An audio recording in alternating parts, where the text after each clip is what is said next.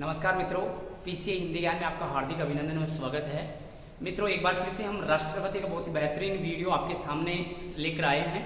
राष्ट्रपति संघ सरकार के अंतर्गत हम पढ़ रहे हैं, जिनका वर्णन संविधान के भाग 5 में मिलता है और अनुच्छेद 52 से ये शुरू होता है। तो मित्रों, एक बार फिर से हम देख लेते हैं। यहाँ पर आपके सामने लिखा हुआ है, जो पिछले वीडियो में हमने डाला था। यहाँ पर देखो, हम पहले तो इस सूत्र के माध्यम से कुछ अनुच्छेद को याद रख सकते हैं। 2 मिनट में इनका रिवीजन कर लेते हैं। मित्रों, अपना सूत्र है होकानी निका पुयोवेशम। होकानी निका पुयोवेशम के सूत्र के नाम से हम याद रख सकते हैं होकानी। तो भारत के लिए राष्ट्रपति होगा अनुच्छेद 52, कार्यपालिका का अध्यक्ष अनुच्छेद 53, निर्वाचन मंडल अनुच्छेद 54, निर्वाचन पद्धति अनुच्छेद 55, कार्यकाल अनुच्छेद 56, पुनः चुना जा सकता है एक राष्ट्रपति 57, राष्ट्रपति की योग्यताएं 58, वेतन भत्तों का वर्णन अनुच्छेद 59, शपथ का वर्णन अनुच्छेद 60 और महाभियोग का वर्णन अनुच्छेद 61 में मिलता है। और अनुच्छेद 62 में पद रिक्त होने पर वहां पर पुनः उस पद को भरना होता है। ऐसा वर्णन हम पीछे पढ़ चुके हैं अनुच्छेद 62 तक। आगे हम मित्रों चलें तो यहाँ पर हम देखें अनुच्छेद 72 में क्षमादान का वर्णन कर रखा है और अनुच्छेद 80 में 12 सदस्य राज्यसभा में राष्ट्रपति मनोनीत करता है, ये वर्णन कर रखा है। अनुच्छेद 85 में लोकसभा को भंग करने का अधिकार राष्ट्रपति के पास है। लोकसभा में कोई संदेश भेजे राष्ट्रपति, इसका वर्णन अनुच्छेद 86 में है। और यहाँ पर सदन के अंतर्गत राष्ट्रपति का अभिभाषण अनुच्छेद 87 में है। और अनुच्छेद 108 संयुक्त अधिवेशन बुलाने का प्रावधान यहाँ पर 108 में किया गया है। और हमने वहां लिखा था कि अनुच्छेद यहाँ पर 108 ऑस्ट्रेलिया से प्राप्त किया है और अब तक संयुक्त अधिवेशन अपने भारतीय संविधान में 3 बार हो चुका है। अपने बात करें तो 1961 की बात करें, दहेज प्रथा के लिए एक विधेयक आया नेहरू जी के समय।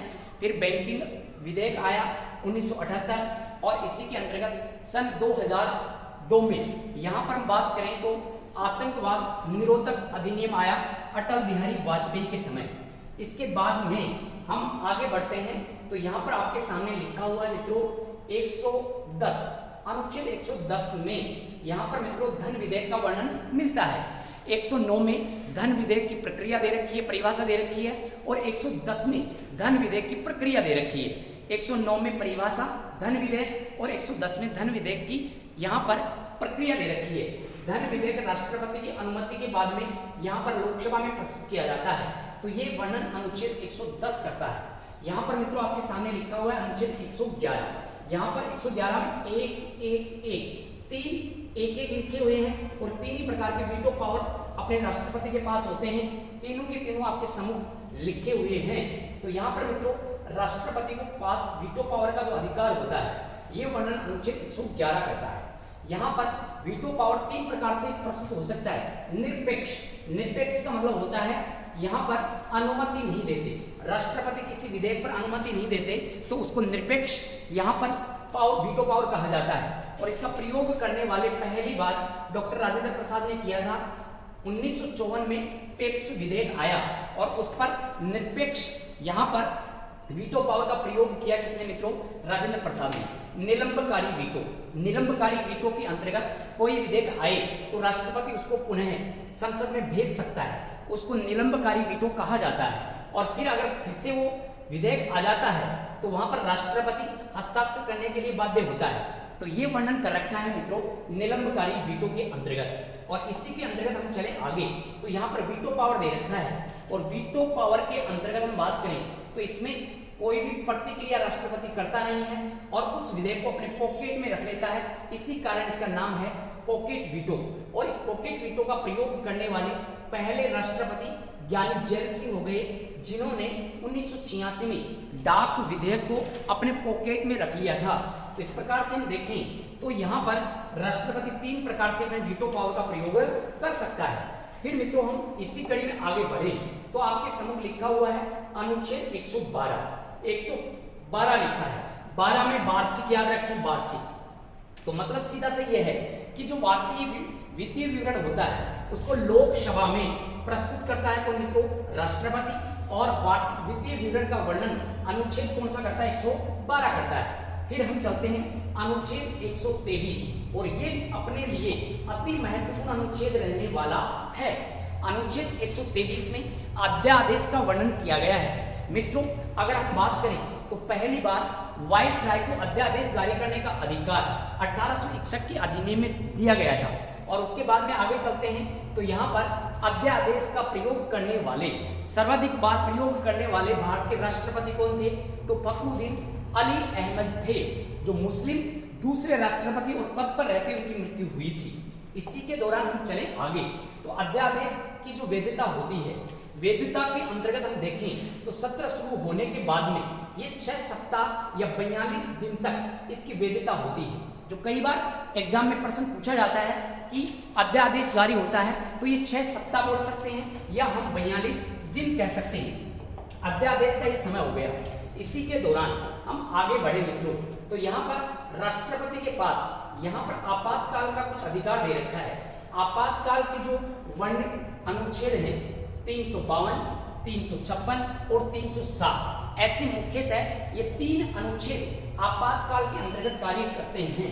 यहाँ पर मित्रों हम देखते हैं 352 के तहत हमारे राष्ट्र के अंतर्गत अगर मान लो राष्ट्र में अशांति फैल रही है या मान लो बाहर से कोई दूसरा देश पर आक्रमण कर रहा है, तो ऐसी स्थिति में वहां पर राष्ट्रीय आपातकाल लगाया जाता है। मतलब 352। अब राष्ट्रीय आपातकाल की स्थिति देखें तो बाहरी देश जो भारत पर आक्रमण कर दिया है उस समय लगाया जा सकता है, या कोई बाहरी देश युद्ध की स्थिति बना रहा है तब यहाँ पर ये राष्ट्रपति आपातकाल लगाया जा सकता है। और एक पहले शब्द था यहाँ पर, वर्तमान में जो शब्द है सशस्त्र विद्रोह।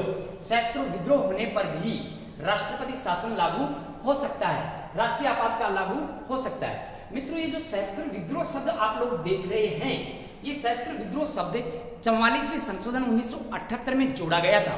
उससे पहले आंतरिक अशांति शब्दावली थी, जिसको हटाकर यहाँ पर वर्तमान में सशस्त्र विद्रोह शब्द जोड़ दिया गया है, जो हम आगे पढ़ने वाले हैं। अब मित्रों देखिए, ये जो राष्ट्रीय आपातकाल लगता है इसके लिए 2/3 बहुमत आवश्यक होता है। 2/3 बहुमत के द्वारा अगर कोई ऐसी स्थिति बन रही है तो राष्ट्रीय आपातकाल अपने देश में लागू हो सकता है। अब यहाँ पर हम देखते हैं, देखो एक शब्द लिखा हुआ है आंतरिक अशांति शब्द। आंतरिक अशांति शब्द को हटा दिया गया है। अभी बताया आपको आंतरिक अशांति शब्द किस संशोधन के तहत? 44वें संशोधन के तहत। यहाँ पर 1978 में ये आंतरिक अशांति शब्द को हटाकर और सशस्त्र विद्रोह शब्द जोड़ दिया गया। तो यहाँ से प्रश्न बन सकता है मित्रों कि आंतरिक अशांति शब्द को हटाकर सशस्त्र विद्रोह शब्द कब जोड़ा गया? 1978 में। और ये संशोधन कौन सा था मित्रों? 44वां संशोधन था। अब इसके अंतर्गत हम आगे बढ़ते हैं तो यहाँ पर मित्रों आपके सामने लिखा हुआ है अनुच्छेद 356। और 356, राज्य की सरकारें अगर विफल हो जाती हैं तो किसी भी राज्य में वहां राष्ट्रपति शासन लागू हो सकता है। राज्य में राष्ट्रपति आपातकाल जो लगता है वो 356 के तहत लगता है। और आपके सामने लिखा हुआ 360, ये होता है मित्रों वित्तीय आपातकाल। और वित्तीय आपातकाल की स्थिति अब तक अपने देश में एक बार भी नहीं बनी है। तो वित्तीय आपातकाल अपने देश में एक बार भी नहीं लगा है। और यहाँ पर अलग अलग राज्यों में विभिन्न प्रकार से यहाँ राष्ट्रपति शासन लागू हो चुका है। और 352 की हम बात करें तो हमारे भारत देश में राष्ट्रीय आपातकाल अब तक 3 बार लग चुका है। कितनी बार लग चुका है मित्रों? 3 बार। अब हम देखते हैं 3 बार कब कब लगा, तो ये हम विस्तार देने वाले हैं यहाँ पर। और ये 3 बार जो राष्ट्रीय आपातकाल लगा वो कब कब लगा? आप लोगों को भी बताया कि बाहर से कोई देश आक्रमण कर रहा है, तो चीन ने भारत पर आक्रमण किया ये 1962 में। तब भारत में राष्ट्रपति शासन लागू हुआ, राष्ट्रीय आपातकाल लागू हुआ। और इसमें राष्ट्रीय आपातकाल के अंतर्गत उस समय भारत के जो राष्ट्रपति थे वो डॉक्टर राधाकृष्णन थे और प्रधानमंत्री पंडित जवाहरलाल नेहरू थे। तो 1962 में पहली बार भारत में राष्ट्रीय आपातकाल लगा। दूसरा राष्ट्रीय आपातकाल लगा तो दूसरे राष्ट्रीय आपातकाल 1971 में जब भारत और पाकिस्तान युद्ध हुआ तो स्थिति बनी तो राष्ट्रपति शासन अपने भारत में ये राष्ट्रीय आपातकाल भारत में लागू हुआ। उस समय राष्ट्रपति कौन थे? तो वीवी गिरी। बात करें 1971 में राष्ट्रपति कौन थे? वीवी गिरी। और प्रधानमंत्री कौन थे? इंदिरा गांधी। इंदिरा गांधी के समय 1971 में भारत में राष्ट्रीय आपातकाल लगा। और तीसरी स्थिति कब बनी? ये दोनों तो युद्ध के समय स्थिति बनने वाली है। तीसरी स्थिति कब बनी? 1975 में, जब इंदिरा गांधी ने आंतरिक अशांति शब्द के तहत यहाँ पर भारत देश में राष्ट्रीय आपातकाल लागू किया। तो आंतरिक अशांति शब्द को आगे जाकर हटा दिया गया था, लेकिन आंतरिक अशांति शब्द के तहत 1975 में एकमात्र राष्ट्रीय आपातकाल लगा। उस समय राष्ट्रपति कौन था? फखरुद्दीन अली अहमद। और यहाँ पर प्रधानमंत्री कौन थी मित्रों? इंदिरा गांधी। ऐसे हम बात करें तो यहाँ पर ये 3 बार अब तक भारत देश में क्या लग चुका है? राष्ट्रीय आपातकाल लग चुका है। यहाँ पर आपको एक बात ध्यान रखनी है, आंतरिक अशांति शब्द को कब हटाया गया? तो यहाँ पर मित्रों आपको ध्यान रखना है 44वां संशोधन हुआ, और इस संशोधन के तहत 44वें संशोधन के तहत 1978 में ये राष्ट्रीय आंतरिक अशांति शब्द को हटाकर और वहां पर सशस्त्र विद्रोह शब्द जोड़ दिया गया। ये अपने लिए महत्वपूर्ण रहने वाला है। तो ऐसे मित्रों हमने कुछ राष्ट्रपति के बचे हुए अनुच्छेदों को हमने थोड़ा विस्तार से जानने की कोशिश की है। मित्रों इसके बाद में हम आगे पढ़ेंगे तो वहां पर हम पढ़ने वाले हैं राष्ट्रपति के बाकी बचे हुए अनुच्छेद और राष्ट्रपति शासन और राष्ट्रीय आपातकाल। इसके लिए हम अगले वाले वीडियो में ये सारा विस्तार देखेंगे। यहाँ तक हमने पढ़ लिया है तो ये राष्ट्रपति के कुछ महत्वपूर्ण अनुच्छेद हो गए हैं। मित्रों राष्ट्रपति का ये शॉर्ट वीडियो आपको कैसा लगा? अगर अच्छा लगा हो तो चैनल को ज़्यादा से ज़्यादा शेयर कीजिए, सब्सक्राइब कीजिए। धन्यवाद। जय हिंद, जय भारत।